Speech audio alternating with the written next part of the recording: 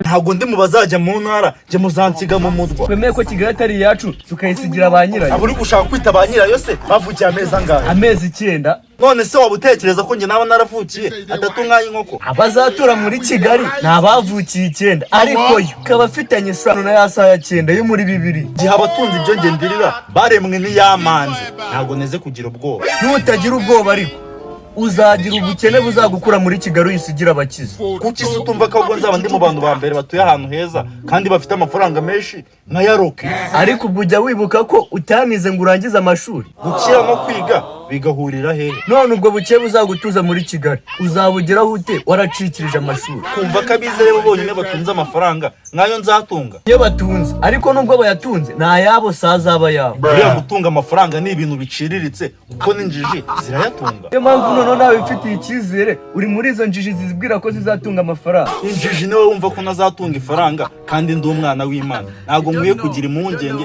zo gutunga ibyo mu isi kandi ndi umwana wa Nyagasani. Kuwo Nyagasani wawe benshi bamukenana abareba kabirengagizara. Abari igihe cyabo kitaragera iyo Nyagasani Imana yacu yaguteye iteka n'imyati hinduka amaribori. Uvuge se ko atabibona ko abakire n'abakene bari kutwirukana. Imana yacu isubiriza igihe kubidahita isubiza gusenga kwacu. Si ukwita twumva ahubwo nuko ibona igihe kiza kuri twe kitaragera. Ariko mbwira ko kitaragera ute kandi bibona ko dukeneye amafaranga. Imana isubiriza igihe. Ibyo ni iby'abapadiri bababeshya. Isubiriza igihe ute kandi mu gihe mba mfite ibibazo. Igihe izaguhera nabwo uzaba uyakeneye kuko amafaranga igihe cyose tuba tuyakeneye. Imana yacu iduha ibidukwiye mu gihe gikwiye. Ukambwira ko tugiye kuva muri Kigali tukajya mu nkengero zayo kuko ibona ko ari byo bikwiye. Ko nagukuriye agahukunye ngo wambanye mu kanwa kawe. Nakubwiye ko mu bazava i Kigali narimo. Aretse ikatuvana mu mujyi w'abandi n'ibiduha ibidukwiye koko. Kareka ndakwihanije njye hari imikino idakwiye kunyinerwaho ngo nkavamo umutwa. Ukawusigira abanyiri kutura. Hano umwana w'Imana yadusezeranyije ko nagaruka azadusanga ukumva ko ari iki cyahamvana. Ubukene bugomba kuba kuvana.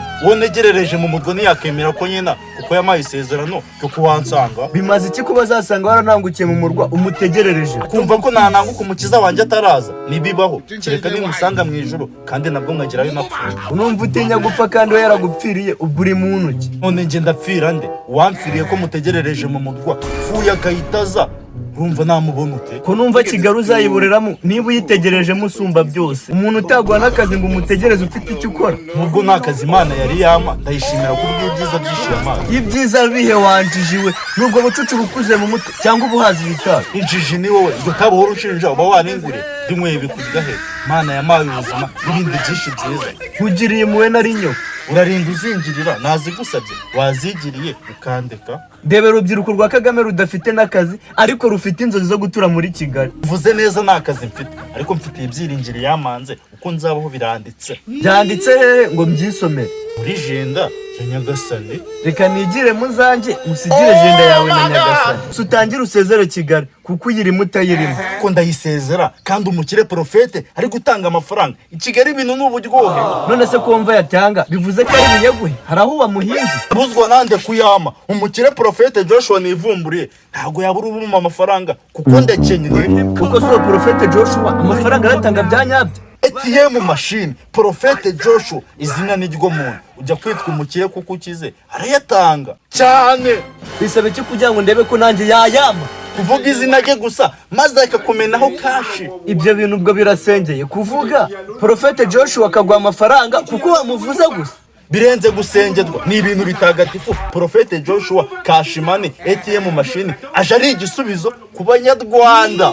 Dore nanjye navuze izina rye nagwa ku mafaranga arenze hayanjye. Urabizi nanda mbingira nama amafaranga nawe ndaza kukwibuka ahubwo ndamubwira mbere papa kugira ngo ajya ahora nyihera kuri kashi. Profete Joshua ndumva yagukoze ku mutima. Ntago yankoze ku mutima gusa ahubwo Profete Joshua yankoze ku musokoro w'ubwonko. Dore niwe kaguru warananiye umunsi mwahuye uzamwaka ifoto. Wimvugira ibintu ndikukubwira ko goyera akanya Profete Joshua agomba kumbera papa ukavuga ifoto gusa. Ariko gaha umbabarire Profete Joshua ikimara kuyaguha uyitumbira tumukorere komedi igihumbi zose zimusingiza. Izo komedi turamukorera ziraba ari nyinshi nka za misile zaguye muri Iran kandi zishimishije n'ijye umuhorahora umuzi bawufungura. Kumva naringiye kujya nahareka ukagomeza ukambwira kuri Profete Joshua. Ziyo ugiye nakanda akanyeri sinakubwiye ko turi bukore komedi zimusingiza kandi zifite uburemere nk'ubw'igisasu cya Iran. telefone yawe utayikuraho uze kureba niba gasore. sinyijya kure ahubwo humura ko guhera aka kanya ngiye mu muhanda nangire mwamamaze agomba kumbera papa mukajya muvuga uti gahanga daddy we ni Prophet Joshua umukire wa mbere. I don't want peace. What? I want problems always. Prophet Joshua What? mbere na mbere utarenga hanga banze nkugeze ijambo rya Prophet Joshua umutajiri agomba kubona papa wanje. Abundi woramagari kuri umwana wa Prophet Joshua. Okay, ngava munzani igende. Ujya hehe utarumva ijambo rya papa? Banzu riga tumwa sigusa amveye munzani igende. Wa mukene wo wivugisha umwana w'umukire uko wiboneye banze utega amatwi mubwire ijambo rya papa. Wose niba yakuntumye mvira munzi bacyo nazuye nitambukire mubwire kwambuza byana by'abatindi muzarinda mupfa mukira abakene. Ndikukubwira ko ndi umwana wa Prophet Joshua naho wakaneza amatwi ngo nguhindurire ubuzima wanjye ukamvugiramo. Bisimfatira kuko amahane yawe ndayazi.